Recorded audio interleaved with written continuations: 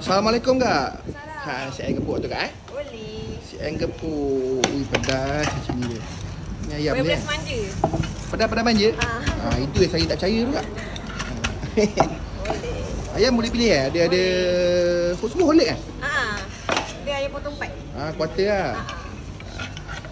Atas ayam dia letak Apa lagi di sini ni kak? Kita ada nasi ayam, ada ayam berempah. Apa ada juga? Ada. Habis kalau macam ni RM1 ni?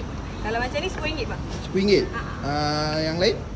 Yang lain kalau nasi ayam RM7. Mana hilang? Nasi ayam berempah?